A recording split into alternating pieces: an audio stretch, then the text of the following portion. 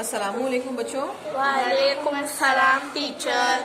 हम आज जो क्लास में ये आसान से एक मॉडल तैयार किए, इसकी मदद से हम 1 से 99 तक के आदाद बनाकर अमली तौर पर पढ़ सकते हैं।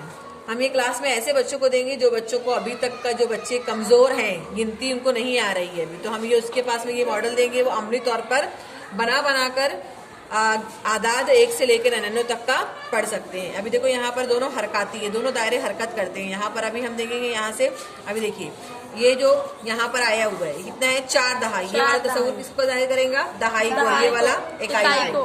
4 दहाई 1 इकाई 41 है ना। यहाँ पर अब इसको और सरकाएंगे, यहाँ पर